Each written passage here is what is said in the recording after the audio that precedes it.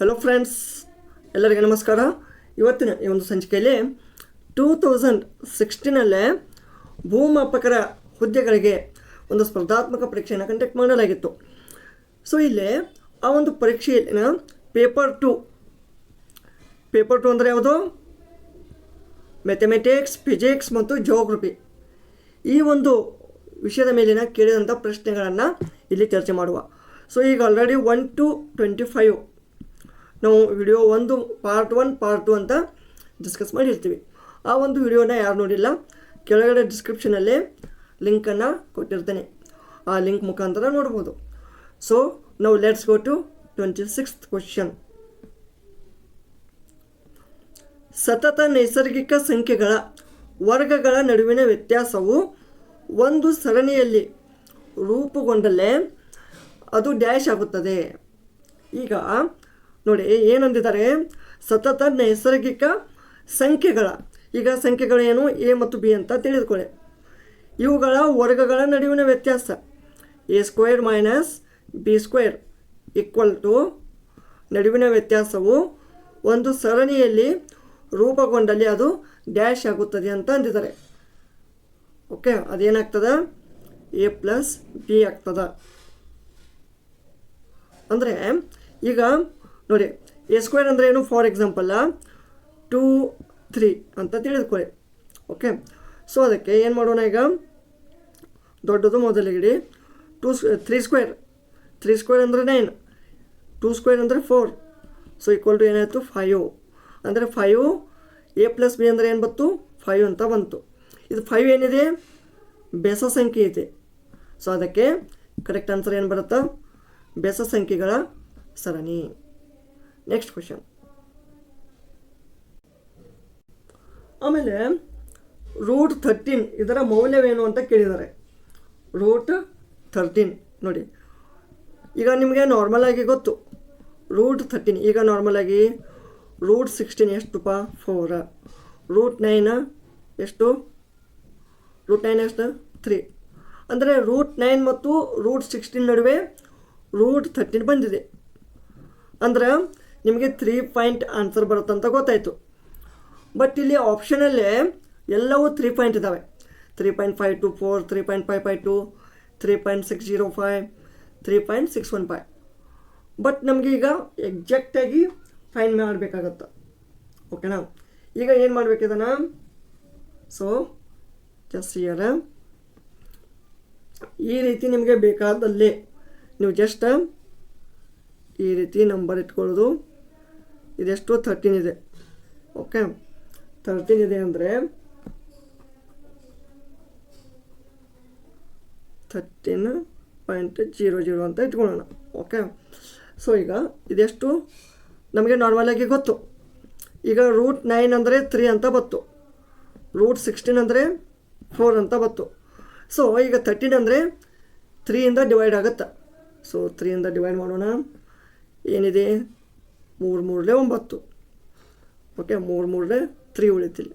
ಎಷ್ಟು ಉಳಿತು? ಇದು ಬತ್ತು, ಇದು 4 ಉಳಿತು. ನೆಕ್ಸ್ಟ್ ಏನು? ಇದನ್ನು ಕ್ಯಾರಿ ಫಾರ್ವರ್ಡ್ ಮಾಡಿ 0 ಮಾಡೋಣ. 0 ತೊಗೊಳ್ಳೋಣ. 0 ಮಾಡಿದ್ಮೇಲೆ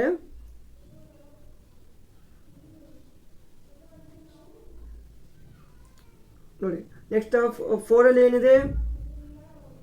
4ಅಲ್ಲಿ ಅಂದರೆ 3 1s. ಇದು 400 ಡಿವೈಡ್ ಆಗುತ್ತಾ? ಈಗ ನೋಡಿ, ಈಗ ಇಲ್ಲಿ ನೆಕ್ಸ್ಟ್ ಇಲ್ಲಿ ಪಾಯಿಂಟ್ ಇದೆ ಅಂದರೆ ಇಲ್ಲಿ ಮೇಲೆ ಪಾಯಿಂಟ್ ಬರುತ್ತೆ ನಿಮಗೆ. ಓಕೆ, 3 ಪಾಯಿಂಟ್ ಇಲ್ಲಿ ಪಾಯಿಂಟ್ ತೊಗೊಂಡ್ರಂದ್ರೆ ಇಲ್ಲಿ ಇದು 400 ಅಂತ ಕನ್ಸಿಡರ್ ಮಾಡೋಣ ನಾವು. ಈಗ ಏನು ಮಾಡೋದು? ಇದು 400 ಇದೆಯಲ್ಲ, ಸೊ ಈಗ ಈ 400ಅನ್ನು ಅಂದರೆ ಈ ಒಂದು ಸಂಖ್ಯೆ ಯಾವುದರಿಂದ ಡಿವೈಡ್ ಆಗುತ್ತೆ ಅಂತ ನೋಡೋದು. ಓಕೆ, ಸೊ ನಾವೀಗ 66ಇಂದ ಡಿವೈಡ್ ಮಾಡ್ತೀವಿ. ಎಷ್ಟು? 66 6 ಟೈಮ್ಸ್ ಅಂದರೆ 396 ಆಗುತ್ತೆ. ಆಮೇಲೆ ಎಷ್ಟು ಉಳಿತದ? 4. ಆಮೇಲೆ ಈಗ 4 ಅಂದರೆ ನೆಕ್ಸ್ಟ್ ಏನು? ಇನ್ನು ಓನ್ಲಿ 1 ಡಿಜಿಟ್ ಅದ. ಈಗ ನಾವು ಮತ್ತೆ ಕ್ಯಾರಿ ಫಾರ್ವರ್ಡ್ ಮಾಡೋಣ. 0 ತೊಗೊಳ್ಳೋಣ. ಓಕೆ, ಈ 0 ತೊಗೊಂಡ್ರೆ ಅಂದ್ರೆ ನೆಕ್ಸ್ಟ್ ನಿಮಗೆ ಇಲ್ಲಿ ಒಂದು ಸಂಖ್ಯೆ ಅದು, ಇಲ್ಲಿ 2 ಸಂಖ್ಯೆ ಅದು, ನೆಕ್ಸ್ಟ್ 3 ಡಿಜಿಟ್ ಬರುತ್ತೆ. ಓಕೆ, 3 ಡಿಜಿಟ್ ಅಂದರೆ ಸೊ ಇದು ಯಾವುದರಿಂದ ಡಿವೈಡ್ ಆಗುತ್ತಂತ ನಾವು ಪೈಲ ಕ್ಲಾರಿಫೈ ಮಾಡ್ಕೋಬೇಕು. ಯಾಕಂದರೆ ಇದು ಸ್ವಲ್ಪ ನೀವು ಸಿಂಪಲಾಗಿ ಹೇಳ್ಬೇಕಂದ್ರೆ ನಾನು ನಿಮ್ಗೆ ಇದು ಸ್ವಲ್ಪ ಲೆಂದಿಯೆಸ್ಟ್ ಆಗುತ್ತೆ ನಿಮ್ಗೆ. ಓಕೆನಾ, ಇದು ನೋಡಿ, ಆದ್ರೂ ಇದನ್ನು ಪೂರ್ಣ ಮಾಡ್ತೀನಿ, ಆಮೇಲೆ ನಿಮಗೆ ಇದನ್ನು ಡೀಟೇಲಾಗಿ ಇನ್ನೊಂದು ವಿಡಿಯೋದಲ್ಲಿ ತಿಳಿಸ್ಕೊಡ್ತೇನೆ. ಓಕೆನಾ. ಸೊ ಇಲ್ಲಿ 720 ತಗೊಂಡ್ರೆ ಅಂದ್ರೆ ಇಲ್ಲಿ 400 ಹೋಗೋದಿಲ್ಲ, ಅದಕ್ಕೆ ಇಲ್ಲಿ 0 ಇಟ್ಕೊಳ್ಳೋದು. ಆಮೇಲೆ ಟೋಟಲ್ 40,000 ತೊಗೊಂಡ್ರೆ ಅಂದರೆ ಏನಾಗುತ್ತೆ, ಇದು 36025 ಅಂದರೆ ಎಷ್ಟು 5 ಟೈಮ್ಸ್ ಆಗುತ್ತೆ. ಇದು 720 5 ಟೈಮ್ಸ್. ಸೊ ಆಮೇಲೆ ರಿಮೈನಿಂಗ್ ಏನು ಬರುತ್ತೋ ಅದು. ಸೊ ನಮಗಿಲ್ಲಿ ಆನ್ಸರ್ ಬಂತು ಆಲ್ರೆಡಿ, ಆಪ್ಷನ್ ಸಿ 3.605. ಓಕೆ, ನಾವು ಈ ರೀತಿ ಇದನ್ನು ಸಾಲ್ವ್ ಮಾಡ್ಬೋದು. ಅರ್ಥ ಆಯ್ತಾ? ಇಲ್ಲಿ ಆಪ್ಷನ್ ಸಿ ಕರೆಕ್ಟ್ ಆಗುತ್ತೆ. ಫ್ರೆಂಡ್ಸ್, ಬೇಕಿದ್ದರೆ ನೀವು ಇದನ್ನು ನೋಡ್ಬೋದು ಅಥವಾ ಸ್ಕ್ರೀನ್ಶಾಟನ್ನು ತಗೊಳ್ಳಿ. ಓಕೆ, ಈ ರೀತಿ 366 720 7205 ಲಾಂಗ್ ಇದೆ, ಅದಕ್ಕೆ ನಮಗೆ ಇಲ್ಲಿ ಜಸ್ಟ್ ಏನು ಸಿಕ್ತು 3.605. ಓಕೆ, ಈ ರೀತಿ ನಾವು ಸಾಲ್ವ್ ಮಾಡಬೇಕು. ಬೇಕಿದ್ದರೆ ಇದನ್ನು ಗೂಗಲ್ ಮಾಡಿ ಯಾವ ರೀತಿ ಮಾಡಬೇಕಂತ, ಅದರಲ್ಲಿ ಪ್ರತಿಯೊಂದು ಸ್ಟೆಪ್ಸ್ ಬೈ ಸ್ಟೆಪ್ಸ್ ಹೇಳಿದ್ದಾರೆ. ಇಲ್ಲ ಬೇಕಿದ್ದರೆ ನಿಮಗೆ ಬೇಕಂದರೆ ನೆಕ್ಸ್ಟ್ ಇನ್ನೊಂದು ವಿಡಿಯೋದಲ್ಲಿ ಈ square root of irregular numbers ಅಂದರೆ full 13 square root of 17 square root of 23 ಇವುಗಳನ್ನು ಹೇಗೆ ಫೈಂಡ್ ಔಟ್ ಮಾಡಬೇಕಂತ ತಿಳಿಸ್ಕೊಡ್ತೇನೆ. ನೆಕ್ಸ್ಟ್ ಕ್ವಶನ್ ನೋಡಿ, ಒಂದು ವೃತ್ತದ ತ್ರಿಜ್ಯ 20% ಹೆಚ್ಚಳವಾದಲ್ಲಿ ಅದರ ಒಂದು ಚದರಳತೆ ಡ್ಯಾಶ್ರಷ್ಟು ಹೆಚ್ಚಳವಾಗುತ್ತದೆ. ಓಕೆ, ಸೊ ಈಗ ನೋಡಿ, ಒಂದು ಸರ್ಕಲ್ ಅದ. ಓಕೆ, ಇಲ್ಲಿ ಒಂದು ಸರ್ಕಲ್ ಅದ. ಸೊ ಇದರದ್ದು ಏನು ತ್ರಿಜ್ಯ ಅಂದರೆ ಏನು, ರೇಡಿಯಸ್ ಆರ್. ಸೊ ಅದರ ರೇಡಿಯಸ್ಸು, ಈಗ ರೇಡಿಯಸ್ ಆರ್ ಇದೆ, ಸೊ ಅದು 20% ಹೆಚ್ಚಳವಾದಲ್ಲಿ, ಓಕೆ, ಈಗ ರೇಡಿಯಸ್ ಏನಿದೆ ಆರ್ ಇದೆ, ಸ್ಮಾಲ್ ಆರ್. ಓಕೆ, ಈಗ ಅದನ್ನು ಏನಪ್ಪ, ಈಗ ನಿಮ್ಗೆ ನಾರ್ಮಲಾಗಿ ಈಗ ರೇಡಿಯಸ್ ಆರ್ ಇದ್ರೆ ಇದರ ಏರಿಯಾ ಏನಾಗುತ್ತೆ, = πr². ಅರ್ಥ ಆಯ್ತಾ? πr² ಆಯಿತು. ಈಗ πr² ಆದಮೇಲೆ ಈಗ ಈ ರೇಡಿಯಸ್ ಏನಾಗುತ್ತೆ 20% ಹೆಚ್ಚಿಗೆ ಆಗುತ್ತೆ. 20% ಹೆಚ್ಚಿಗೆ ಆಗುತ್ತೆ. ಈಗ ಮೊದಲಿಗೆ ಎಷ್ಟಿದೆ, ಸ್ಮಾಲ್ ಆರ್ ಇದೆ, ಈಗ 20% ಹೆಚ್ಚಿಗೆ, 20/100 ಇಂಟು ಆರ್. ಇದು ಎಷ್ಟಾಯ್ತಪ್ಪ, ಇದು R = 1.2 ಆರ್ ಆಯಿತು. ಅರ್ಥ ಆಯ್ತಾ? ನೋಡಿ, ಇದು ಹೊಸ ರೇಡಿಯಸ್ಸು, ಇದು ಮೊದಲ ಇನಿಷಿಯಲ್ ರೇಡಿಯಸ್ಸು. ಓಕೆ, ಈಗ ಏನು ಮಾಡೋಣ, ಅದರ ಒಂದು ಚದರಳತೆ ಎಷ್ಟು ಹೆಚ್ಚಳವಾಗುತ್ತದೆ ನೋಡಿ. ಈಗ ಇದನ್ನು ಫೈಂಡ್ ಔಟ್ ಮಾಡಿದ್ವಿ. ಈಗ ಹೊಸದು ಏನು ಮಾಡೋಣ, A = ನ್ಯೂ ಏರಿಯಾ ಏನು ಮಾಡ್ತೀರಿ, πr². ಸೊ ಪೈ ಅಂದ್ರೇನು, 22/7 ಆರ್ 3.142. ನಾ ಆ್ಯಸ್ ಇಟ್ ಈಸ್ ಇಡ್ತೀನಿ ಇದನ್ನು ಪೈ. ಆಮೇಲೆ ಆರ್ ಅಂದ್ರೆ ಏನು, ಇಲ್ಲಿ 1.2 R, 1.2 R square. So = 1.44 πr² ಅಂತ ಬರ್ತಿದೆ ಆನ್ಸರ್, 1.4 πr². ಓಕೆ, ಸೊ ಈಗ ಏನು ಮಾಡ್ತೀರಿ, ಈಗ ಹೊಸದು ಎಷ್ಟು 1.2 πr², ಹಳಿದೆಷ್ಟು ಇನಿಷಿಯಲ್ πr². ಸೊ ಇದರಲ್ಲಿ ಡಿಫ್ರೆನ್ಸ್ ಏನು ಬರುತ್ತಪ್ಪ, ಡಿಫ್ರೆನ್ಸ್ ಎಷ್ಟು 1.πr² ಆಫ್ 1.44 - 1. ಸೊ ಎಷ್ಟು ಬರ್ತಿದ್ದು ಡಿಫ್ರೆನ್ಸ್, ಡಿ 0.44 πr². ಎಷ್ಟು ಬಂತು. ಈಗ ನಮಗೆ ಎಷ್ಟು % ಹೆಚ್ಚಳವಾಗಿದೆ ಅಂತ ಅದನ್ನು ಕಂಡುಹಿಡಿಬೇಕು ನಾವು. ಅರ್ಥ ಆಯ್ತಾ? ಸೊ ಈಗ ಡಿಫ್ರೆನ್ಸ್ ಎಷ್ಟಿದೆ, ಇನ್ಕ್ರೀಸ್, ಎಷ್ಟು % ಇನ್ಕ್ರೀಸ್ ಆಗೈತಿ, ಇನ್ಕ್ರೀಸ್ = ಎಷ್ಟು 0.44 πr². ಎಷ್ಟರಲ್ಲಿ ಇನಿಷಿಯಲ್ ಎಷ್ಟಿತ್ತು, πr² × 100. So pi r square cancel, so equal to 44%. So correct answer ಏನು ಬಂತು 44%. ಸೊ ಇದು ಕರೆಕ್ಟ್ ಆನ್ಸರ್ 44%. ಕೆಳಗಿನ ಯಾವ ಚಿತ್ರ ಚಿನ್ನ, ಲೋಹ ಮತ್ತು ಸತು ನಡುವಿನ ಉತ್ತಮ ಸಂಬಂಧ ಸೂಚಿಸುತ್ತದೆ? ಸಿಂಪಲ್ ಅಲ್ರಿ. ಚಿನ್ನ ಅಂದರೆ ಏನು? ಗೋಲ್ಡು. ಲೋಹ ಅಂದರೆ ಮೆಟಲು. ಸತು ಅಂದರೆ ಜಿಂಕ್. ಈಗ ಈ ಮೂರರ ನಡುವಿನ ಒಂದು ರಿಲೇಷನ್ಶಿಪ್ಪನ್ನು ನಾವು ಫೈಂಡ್ ಔಟ್ ಮಾಡಬೇಕಾಗತ್ತೆ. ಅರ್ಥ ಆಯ್ತಾ? ಸೊ ಈಗ ಮೆಟಲ್ ಅಂದರೆ ನಿಮ್ಗೆ ಗೊತ್ತು, ಲೋಹ. ಜಿಂಕ್ ಏನಿದೆ, ಗೋಲ್ಡ್ ಏನಿದೆ, ಇದು ಮೆಟಲ್. ಅದು ಜಿಂಕ್, ಅದು ಕೂಡ ಮೆಟಲ್. ಓಕೆ. ಸೊ ಈಗ ಈ ಮೆಟಲ್ಗೆ ಉದಾಹರಣೆಗಳು ಯಾವಪ್ಪ ಅಂತಂದ್ರೆ ಜಿಂಕ್, ಗೋಲ್ಡ್ ಅಂತ ನಾವು ಕೊಡ್ಬೋದು. ಮೆಟಲ್, ನಾನ್ ಮೆಟಲ್ ಅಂತ ಇರ್ತಾವೆ. ಸೊ ಅದೇ ರೀತಿ ಸೊ ಈಗ ಇದು ಮೆಟಲ್ ಆದಾಗ ಇಲ್ಲಿ ನಡುವೆ ಇದೊಂದು ಗೋಲ್ಡು, ಇದೊಂದು ಜಿಂಕು. ಅರ್ಥ ಆಯ್ತಾ? ಈ ರೀತಿ ರಿಲೇಷನ್ಶಿಪ್ ಬರ್ತಾವೆ. ಬಟ್ ಗೋಲ್ಡ್ಗೆ ಮತ್ತು ಜಿಂಕಿಗೆ ಏನೂ ಸಂಬಂಧ ಇಲ್ಲ. ಓಕೆ ನೋಡಿ, ಇದು ಮೆಟಲ್ಲು. ಈ ಮೆಟಲಲ್ಲಿ ತುಂಬ ಬರ್ತವೆ ಎಲ್ಲ ಮೆಟಲ್ಗಳು, gold, silver, copper. Okay. So ಈಗ ಇದು ಆಪ್ಷನ್ ಏನು? ಗೋಲ್ಡು ಬರುತ್ತಾ ಮತ್ತು ಜಿಂಕು ಬರುತ್ತಾ. ಅರ್ಥ ಆಯ್ತಾ? ಬಟ್ ಗೋಲ್ಡ್ ಮತ್ತು ಜಿಂಕಿಗೆ ಸಂಬಂಧವಿಲ್ಲ.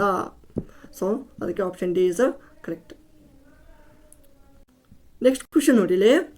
5 - 2 - 9 - 16 ಡ್ಯಾಶ್ ಇದರ ಒಂದು ಅನುಕ್ರಮದ 50ನೇಯ ಅಂಶವನ್ನು ಕಂಡುಹಿಡಿಯಿರಿ. ನೋಡಿ, 5 - 2 - 9 - 16 ಅಂತ ಇದೆ. ಈಗ ನಾವೇನು ಮಾಡೋಣ, ಡಿಫ್ರೆನ್ಸ್ ನಿಮಗೆ ಒಂದು ಫಾರ್ಮುಲಾ ಗೊತ್ತು. ಯಾವುದಪ್ಪ? an = a + d of n - 1. ಈ ಫಾರ್ಮುಲಾ ಮೇಲೆ ನಿಮಗೆ ಇದು ಆನ್ಸರ್ ಬಂದೇ ಬರುತ್ತೆ. ಈ ಫಾರ್ಮುಲಾ ಮಾತ್ರ ನಿಮ್ಗೆ ಗೊತ್ತಿರಬೇಕು. ಸೊ ಈಗ ಎನ್ ಏನು? n = 50. Okay, n = 50. ಆಮೇಲೆ ಎ ಏನು? ಎ ಅಂದ್ರೇನು? ಫಸ್ಟ್ ಟರ್ಮ್, ಮೊದಲನೇ ಟರ್ಮ್ ಯಾವುದು? 5. ಈಗ ನಮಗೆ n ಸಿಕ್ತು, ಎ ಸಿಕ್ತು. ಈಗ ನಮಗೆ ಡಿ ಬೇಕು. ಡಿ ಸಿಕ್ಕಿಲ್ಲ. ಡಿ ಏನು ಮಾಡ್ತೀರಿ ನೀವು? ಡಿಫ್ರೆನ್ಸ್ ಏನು? ಇದು 5 ಮೈನಸ್, ನೋಡಿ ಇದು 5 ಮತ್ತು ಇದು -2. ಇದರ ನಡುವಿನ ಡಿಫ್ರೆನ್ಸ್ ಎಷ್ಟು? 5 ಆಫ್ -2 ಅಂದರೆ 7 ಆಗುತ್ತಾ? ಓಕೆ. ಅದೇ ರೀತಿ ನೋಡಿ, ಮತ್ತೆ ಬೇಕಿದ್ರೆ -2, ಈ -2 ಮತ್ತು -9 ಮತ್ತು -2 ಇವುಗಳ ನಡುವಿನ ಡಿಫ್ರೆನ್ಸ್ ಎಷ್ಟು? ಅದು ಕೂಡ ಏನಾಗುತ್ತಾ? 7 ಆಗುತ್ತಾ? ಓಕೆ, ಇದು -7 ಆಗುತ್ತೆ. ನೋಡಿ ಇಲ್ಲಿ -9, ಆಮೇಲೆ -2 ಅಂದರೆ ಎಷ್ಟಾಯಿತು? 7 ಅಂದರೆ ಎಷ್ಟು? -7. ಸೊ -7 ಏನಾಗುತ್ತೆ? ಡಿಫ್ರೆನ್ಸ್ ಆಗುತ್ತೆ. ನೋಡಿ ಈಗ ಅದೇ ರೀತಿ -16 -9 -7 ಆಗುತ್ತೆ ಡಿಫ್ರೆನ್ಸ್. ಓಕೆ. ಸೊ ಈಗ ಡಿ ಏನಾಗುತ್ತೆ? ಡಿ = -7 ಆಗುತ್ತೆ. Okay, D = -7. ಡಿ = -7 ಆಯ್ತು ಅಂದರೆ ಸೊ ಇದನ್ನು ಪುಟಪ್ ಮಾಡಿ. ನೆಕ್ಸ್ಟ್ ಎ ಎನ್ ಅಂದ್ರೇನು? A50 5 + -7 ಆಮೇಲೆ 50 - 1. ಸೊ 5 - 7 × 49. ಸೊ ಇದೆಲ್ಲ ಆನ್ಸರ್. ನೀವು ಇದನ್ನು ಸಾಲ್ವ್ ಮಾಡಿದ್ರಿ ಅಂದರೆ ಎಷ್ಟಾಗುತ್ತೆ? -338. So A50 = -338. Okay. Next question. Next ನೋಡಿ, ಒಂದು ಪಕ್ಷದಲ್ಲಿ ಮ್ಯಾಟ್ರಿಕ್ಸ್ ಹೀಗಿದ್ದರೆ ಈ ಒಂದು ಮ್ಯಾಟ್ರಿಕ್ಸ್ ಎ ಕ್ರಮ ಏನು ಅಂತ ಕೇಳಿದ್ದಾರೆ. 6/7, 7/7, 7/6, 6/6. ಈಗ ಇದನ್ನು ಏನು ಮಾಡೋದು? Row into column. ಇದನ್ನು ಮ್ಯಾಟ್ರಿಕ್ಸನ್ನು ಹೇಗೆ ಫೈಂಡ್ ಔಟ್ ಮಾಡ್ತೀರಿ? ಮ್ಯಾಟ್ರಿಕ್ಸ್ ಹೇಗೆ? Row into column, row into column, column into row ಅಲ್ಲ, ರೋ ಇಂಟು ಕಾಲಮ್. ಸೊ ಇವು ರೋ 1 2 3 4 5 6 7. ಸೊ ಎಷ್ಟಿದೆ? ರೋ 7. ಕಾಲಮ 1 2 3 4 5 6. ಸೊ 6. ಸೊ 7/6 ಎಲ್ಲಿದೆಯಪ್ಪ? 7/6. So option 3 is the right answer. 7/6 ಏನಾಯಿತು? Correct answer. ಈ ಕೆಳಕಂಡ ಪ್ರಶ್ನೆಯ ಮೊತ್ತ ಕಂಡುಹಿಡಿಯಿರಿ. ನೋಡಿ, ಇಲ್ಲಿ ಒಂದು ಮ್ಯಾಟ್ರಿಸಸ್ಸನ್ನು ಕೊಟ್ಟಿದ್ದಾರೆ, addition of 2 matrices. Okay, so ಇಲ್ಲಿ ಏನು ಮಾಡಿದ್ದಾರೆ?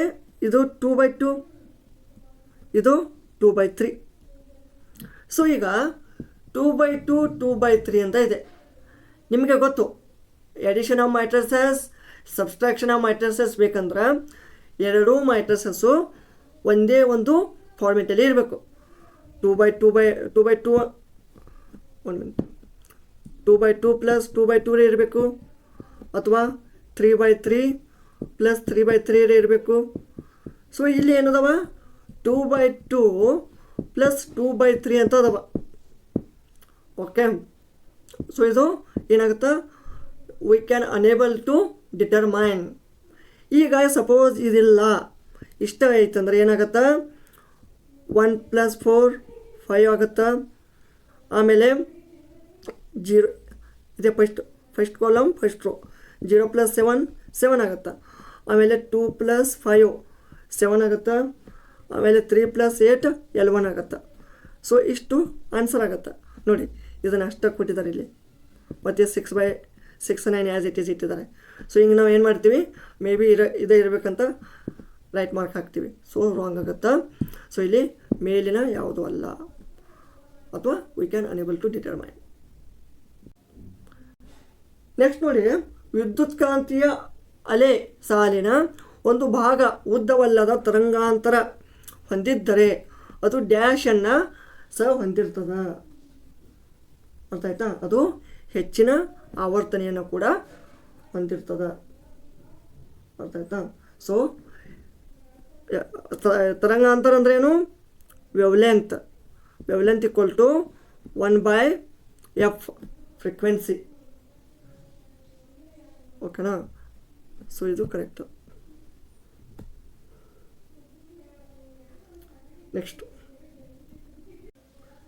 ನೆಕ್ಸ್ಟ್ ಕ್ವಶನ್ ನೋಡಿ, 7 ಪುರುಷ ಮತ್ತು 6 ಮಹಿಳೆಯರು ಗುಂಪಿನಿಂದ, ಓಕೆ, 7 ಪುರುಷ ಮತ್ತು 6 ಮಹಿಳೆಯರ ಗುಂಪಿನಿಂದ 5 ವ್ಯಕ್ತಿಗಳನ್ನು ಆಯ್ಕೆ ಮಾಡಿ ಒಂದು ಸಮಿತಿ ರಚಿಸಬೇಕಾಗಿದ್ದು, ಆ ಸಮಿತಿಯಲ್ಲಿ ಕನಿಷ್ಠ 3 ಪುರುಷರು ಇರಬೇಕು. ಇದನ್ನು ಎಷ್ಟು ರೀತಿಯಲ್ಲಿ ಮಾಡಬಹುದು? ಓಕೆ, ಸೊ ಇದನ್ನು ಮಾಡಬೇಕಂದ್ರೆ ನಿಮಗೆ NCR equal to n factorial by n minus r factorial into r factorial ಈ ಫಾರ್ಮುಲಾನ ಯೂಸ್ ಮಾಡಬೇಕು. ಅಂದರೆ ಹೇಗೆ? ಈಗ 7 ಪುರುಷರು 6 ಮಹಿಳೆಯರು.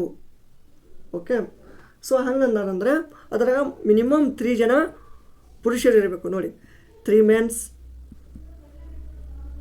ನೋಡಿ, 5 ವ್ಯಕ್ತಿಗಳನ್ನು ಆಯ್ಕೆ ಮಾಡಿ ಸಮಿತಿ ರಚಿಸಬೇಕಾಗಿತ್ತು. ನಿಮಗೇನು 2 ವುಮೆನ್. ಓಕೆ, ಇದು ಬರ್ತದೆ 4 ಮೆನ್ ಪ್ಲಸ್ 1 ವುಮೆನ್. ಕನಿಷ್ಠ ಅಂದಿದ್ದಾರೆ, ನೀವು ಹೆಚ್ಚಿಗೆ ತೊಗೋಬೋದು. ಓಕೆ, ಆಮೇಲೆ 4 ಮೆನ್ 0 ವುಮೆನ್. ಹೀಗೆ ನೀವು ಡಿಫ್ರೆಂಟ್ ಟೈಪಲ್ಲಿ ಮಾಡ್ಬೋದು.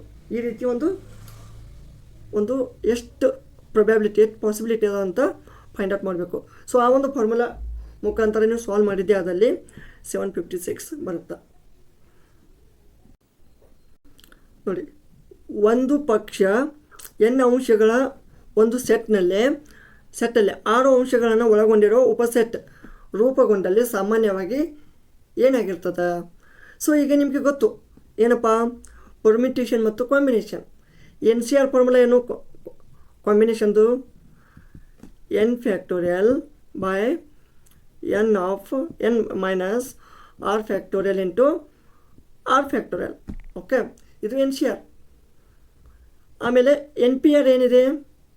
NPR ಇದು just n factorial by n minus r factorial ಇಷ್ಟಿದೆ. ಸೊ ಇವುಗಳನ್ನು ಕಂಪೇರ್ ಮಾಡಿದಾಗ ಏನಾಗುತ್ತೆ ನಮ್ಗೆ n p r by n c r. N p r ಅಂದ್ರೇನು ಇಷ್ಟು ಇಟ್ಕೋಬೇಕು, ಎನ್ ಫ್ಯಾಕ್ಟೋರಿಯಲ್ ಬೈ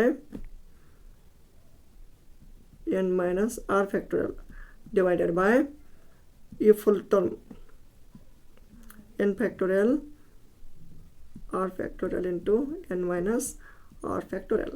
ಸೊ ಈಗೇನಾಗುತ್ತಾ ಇಲ್ಲಿ ಇದು ಎನ್ ಇದೊಂದು ಟರ್ಮ್ ಈ ಟರ್ಮ್ ಸೇಮ್ ಅದ, ಕ್ಯಾನ್ಸಲ್ ಆಗುತ್ತಾ. ಸೊ ಇದು ಆರ್ ಫ್ಯಾಕ್ಟೋರಿಯಲ್ ರಿಮೈನಿಂಗ್ ಆಗಿ ಉಳಿಯುತ್ತೆ. ಸೊ ಈಗ ಏನು ಮಾಡ್ತೀರಿ ಇದನ್ನು n p r divided by n c R.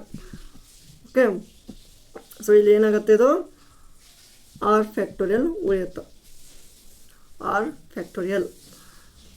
So ಇದನ್ನೇನು ಮಾಡೋದು ನಾವು ಲಾಸ್ಟ್ ಫೈನಲ್ ಆಗಿ n p r equal to r factorial into n c r. ಅಂದರೆ ಇದರಿಂದ ಏನು ತಿಳಿದ್ಬೋದು ನಿಮ್ಗೆ, ಪರ್ಮಿಟೇಷನ್, ಪಿ ಅಂದರೆ permutation, permutation is r factorial times of the combination. ಈ ಪರ್ಮಿಟೇಷನ್ ಏನಿದೆಯಲ್ಲ ಇದು ಆರ್ ಫ್ಯಾಕ್ಟೋರಿಯಲ್ ಟೈಮ್ಸ್ ಅದರ ಅಷ್ಟು ಒಂದು ಪಟ್ಟಿದೆ, ಅಷ್ಟು ಪಟ್ಟು ದೊಡ್ಡದಿದೆ ಅಂತ ಅರ್ಥ ಆರ್ ಫ್ಯಾಕ್ಟೋರಿಯಲ್. ಸೊ ಇಲ್ಲಿ ಕ್ವಶನಲ್ಲಿ ಆನ್ಸರಲ್ಲಿ ಏನಂದಿದ್ದಾರೆ ನೋಡಿ, ಆರು ಪಟ್ಟು ಅಂದಿದ್ದಾರೆ. ಆರು ಪಟ್ಟಲ್ಲ, ಅದು ಆರ್ ಫ್ಯಾಕ್ಟೋರಿಯಲ್ ಪಟ್ಟು, ಆರು ಫ್ಯಾಕ್ಟೋರಿಯಲ್ ಪಟ್ಟು. ಇದು 6 ಪಟ್ಟಿದೆ, ಇದು ಆಗೋಲ್ಲ, ಇದು ಆಗೋಲ್ಲ, ಇದು ಅಂತೂ ಆಗೋದಿಲ್ಲ. ಸೊ ಆಪ್ಷನ್ ಡಿ ಆಗುತ್ತಾ ಕರೆಕ್ಟು. ಓಕೆ, ನೆಕ್ಸ್ಟು ಕೆಳಕಂಡ ಯಾವ ಗುಂಪಿನ ರಾಜ್ಯಗಳು ಕಬ್ಬಿಣದ ಅದಿರಿನ ದೊಡ್ಡ ನಿಕ್ಷೇಪಗಳನ್ನು ಹೊಂದಿದವ. ಓಕೆ, ಈಗ ಕಬ್ಬಿಣದ ಅದಿರಿನ ನಿಕ್ಷೇಪ ಅಂದರೆ ಎಲ್ಲ ಒಂದು ರಾಜ್ಯಗಳಲ್ಲಿ ಅದಾವೆ, ಅಲ್ಪ ಸ್ವಲ್ಪ ಅಂತೂ ಇದೇ ಇರ್ತಾವೆ. ನಮ್ಮ ಕರ್ನಾಟಕದ ಬಳ್ಳಾರಿ ಜಿಲ್ಲೆ ಸಂಡೂರಿನಲ್ಲಿದೆ, ಆಂಧ್ರ ಪ್ರದೇಶದಲ್ಲೂ ಅಲ್ಪ ಸ್ವಲ್ಪ ಅದ.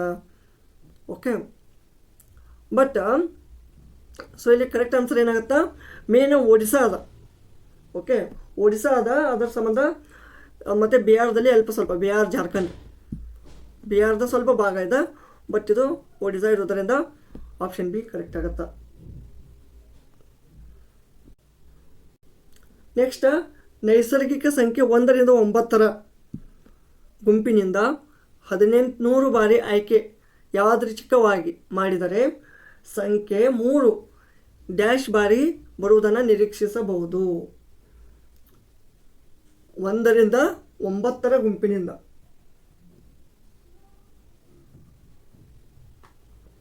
1800 ಬಾರಿ ಅಂತ ಅಂದಿದ್ದಾರೆ. ಓಕೆ, 1800 ಬಾರಿ ಅಂದರೆ ಏನಾಗುತ್ತೆ ಇಲ್ಲಿ ನೋಡಿ, ಈಗ 1 ರಿಂದ 9 ಅಂತ ಹೇಳಿದ್ದಾರೆ, 1 ರಿಂದ 9. ಓಕೆ, 1 ರಿಂದ 9 ಅಂದರೆ, ಸೊ ಈಗ 1 ರಿಂದ 9 ಅಂದರೆ ನಿಮ್ಮದು ಪಾಸಿಬಿಲಿಟಿ ಎಷ್ಟದಪ್ಪ, ಟೋಟಲ್ ಪಾಸಿಬಿಲಿಟಿ ಎಷ್ಟು 9. ಸೊ ಈ 9ರಲ್ಲಿ 3 ಎಷ್ಟು ಸಲ ಬರ್ತದೆ, 1 ಸಲ. ಸೊ ಇಲ್ಲಿ ಪ್ರೊಬೆಬಿಲಿಟಿ ಏನು ಬರ್ತದೆ, ಇದು 1/9 ಅಂತ ಬರುತ್ತೆ. ನೆಕ್ಸ್ಟ್ 1 ರಿಂದ 9 ಗುಂಪಿನಿಂದ ಆಯಿತು.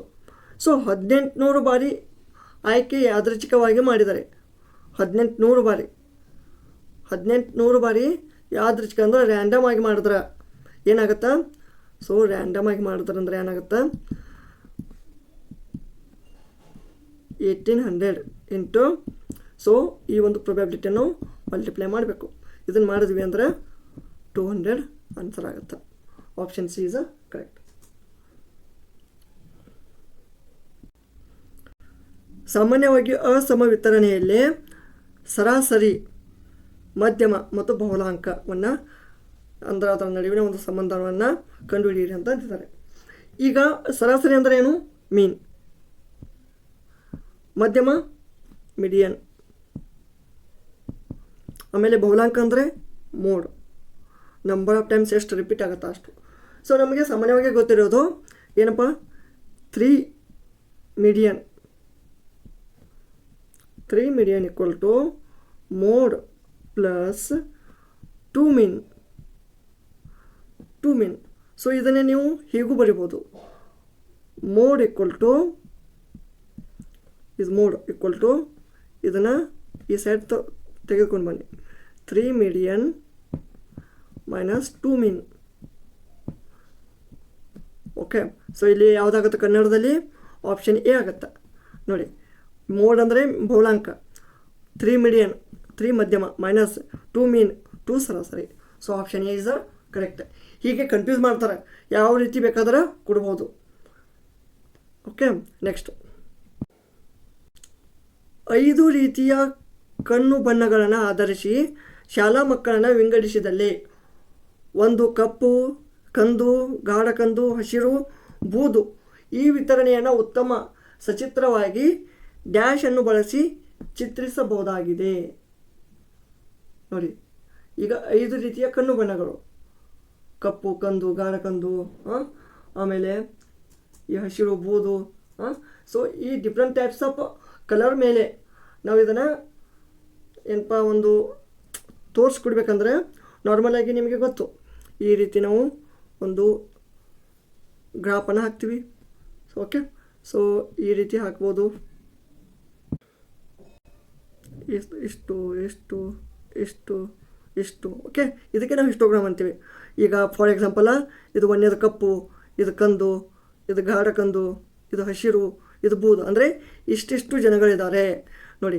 ಇದು 2, ಇದು 5, ಈ ರೀತಿ ನಾವು ಇದನ್ನು ಮೆನ್ಷನ್ ಮಾಡ್ಬೋದು, ತೋರಿಸ್ಕೊಡ್ಬೋದು, ಹಿಸ್ಟೋಗ್ರಾಮ್. ನೆಕ್ಸ್ಟ್ ನೋಡಿ, AM ಅಂಕಗಣಿತದ ಸರಾಸರಿ ಅಂದರೆ ಅರ್ಥಮೆಟಿಕ್ ಮೀನ್, ಜಿಯೋಮೆಟ್ರಿಕ್ ಮೀನ್ ಮತ್ತು ಹಾರ್ಮೋನಿಕ್ ಮೀನ್. ಈ ಮೂರರ ನಡುವಿನ ಸಂಬಂಧವನ್ನು ಸೂಚಿಸುವ ಸೂತ್ರ ಅಂತ ಕೇಳಿದ್ದಾರೆ.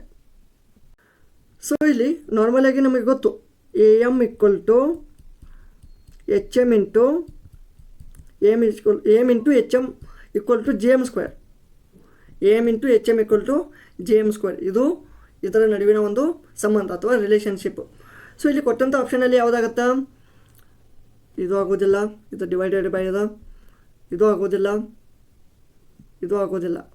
ಸೊ ಆಪ್ಷನ್ ಡಿ ನೋಡಿ, ಆಪ್ಷನ್ ಡಿ ಸ್ವಲ್ಪ ಡಿಫ್ರೆಂಟ್ ಅದ.